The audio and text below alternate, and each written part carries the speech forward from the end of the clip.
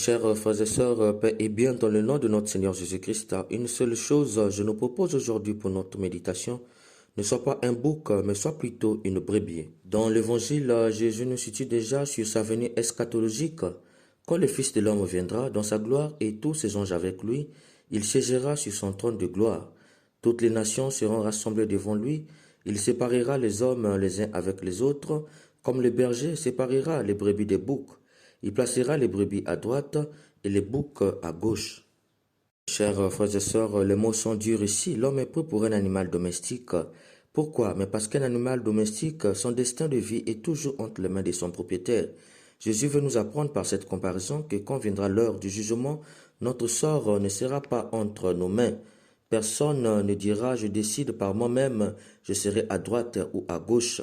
De la même manière qu'un animal domestique n'impose rien à l'homme, il en sera de même pour l'homme ce jour-là. Cependant, Jésus fait la distinction entre deux catégories d'animaux domestiques, d'un côté les boucs et de l'autre côté les brebis. Pourquoi cette distinction? Jésus ici fait une comparaison métaphorique, tout devient donc symbole. Le bouc est le mâle de la chèvre, tandis que la brebis est la femelle du bélier. En effet, le bouc symbolise la personne sur qui l'on fait retomber les fautes des autres.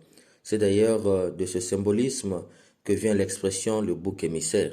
Jésus, en séparant le bouc des brebis, il faut entendre par là qu'il met à sa gauche tous les hommes qui ont été la cause de la chute des autres, le ceux à cause de qui les autres sont tombés dans le péché. Souvenons-nous dans Matthieu 18, le verset 6 à 9, il disait « Malheur à celui qui fait tomber dans le péché un de ces petits qui croient en moi. Il faudra mieux pour lui qu'on lui rattache au cou une grosse pierre et qu'on lui noie au fond de la mer. Malheur à celui par qui le scandale arrive. » En grec, moulos onikos, ce n'est plus une grosse pierre, mais une meule d'âne. Jésus puise dans l'Antiquité une pratique qui consistait à punir le criminel qui mettait en danger la sécurité publique. Le noyer avec la meule d'âne, c'est pour le mettre définitivement hors d'état de nuire, de sorte qu'il disparaisse avec son corps, qui est un souvenir qui hante les esprits. Le bouc que Jésus met à gauche, il faut entendre par là toute personne qui a été la cause de l'insécurité publique. Tous ceux qui ont corrompu l'homme, à cause de toi il a volé, il s'est prostitué, il s'est vendu au diable, tu l'as tellement maltraité, à telle enseigne qu'il a commencé à douter si Dieu existe. Tous ceux qui parleront ont inspiré les autres dans les antivaleurs. Tu es musicien, tu chantais pour la promotion des antivaleurs. Tu jouais dans les films pornographiques. Tu écrivais des livres pour inciter au mal. Tu prêchais pour détourner l'homme de l'idéal. Par ton comportement, d'autres t'ont suivi et ont abandonné le chemin du bien. Tu as inspiré le monde dans le mal, comme Hitler. Sache que le bouc qu'on parle ici, c'est toi, tu seras à gauche. Par ailleurs, le bouc est caractérisé aussi par sa mauvaise odeur et ses cornes. L'odeur signifie le parfum, il faut entendre par son symbolisme tous ceux et toutes celles qui ont répandu le parfum de mauvaise odeur sur les autres. Et le parfum de mauvaise odeur, il faut entendre par là l'immoralité. Et les cornes symbolisent le pouvoir. Par l'odeur et les cornes, il faut comprendre par là tous ceux et toutes celles qui ont brillé publiquement par l'immoralité notoire. Tous ceux et toutes celles qui ont exercé sur les autres un pouvoir écrasant, dominant, méprisant et chosifiant. Enfin, le bouc par ses pieds est têtu. Il faut comprendre par son symbolisme tous ceux et toutes celles qui ont conduit les autres à braver l'interdit de toucher à l'homme l'image de Dieu. Tous ceux qui ont refusé publiquement de se convertir. Buvant, mangeant ici, la vie ne s'arrête qu'ici-bas. Voilà, chers frères et sœurs, la symbolique de bouc que Jésus dit qu'il le mettra à gauche avec cette phrase dure.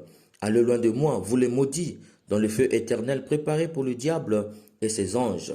Les maudits, il faut entendre par là les âmes damnées, les âmes désagréables. Ils ont été désagréables où? Sur cette terre des hommes. Ils ont été damnés où? Sur cette terre des hommes. Jésus nous fait comprendre que leur enfer avait déjà commencé dès ici-bas. C'est dans cette logique que la première lecture du livre de sagesse nous dit « Les âmes des justes sont dans les mains de Dieu. Celles-là ont été sur terre des brebis, qui symbolisent l'homme en groupe. Il faut entendre par là l'homme qui, par son obéissance, sa docilité, son respect, son parfum de bonne odeur, sa sagesse et sa crainte de Dieu, a assuré la survie du peuple de Dieu. Par la sainteté de sa vie, il faut entendre par là l'amour de Dieu, l'amour de l'homme, et l'appréciation à sa juste valeur a aidé l'homme qui devait se perdre à se convertir et demeurer dans la droiture de Dieu. Grâce à vous, j'ai changé de vie. Je suis devenu une bonne personne aujourd'hui. Voilà les brebis qui seront à droite. Celles qui ont compris que la route de Dieu, c'est la route de l'homme. Bien que pécheresses, elles ont toujours fait en sorte que l'autre ne soit pas scandalisé par son péché et ont toujours eu le courage de dire « Seigneur, viens au secours de ma faiblesse ». Celles-là, comme nous dit Saint Paul, ne mourront pas, mais seront transformées. C'est dans cette optique que nous commémorons les fidèles de fin, les hommes et les femmes que nous connaissons, qui n'ont pas été pour nous des boucs, mais des brebis. Les hommes et les femmes qui ne nous ont pas scandalisés, nous ont pas appris à se détourner de Dieu, nous ont pas amenés à braver l'interdit de toucher à l'homme en le prenant comme une chose.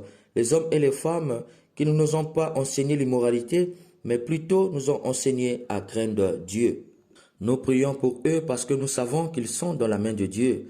Nous avons foi en la parole de Dieu qui nous dit dans la deuxième lecture de ce jour, leur être mortel a revêtu l'immortalité. Étant avec Dieu, ils peuvent intercéder pour nous qui sommes encore dans le monde, afin que Dieu qui les écoute mieux que nous aide à tenir bon et surtout de résister à la tentation d'être des boucs. Puisse par leur intercession, Dieu nous aide à être des brebis plutôt que des boucs. Amen.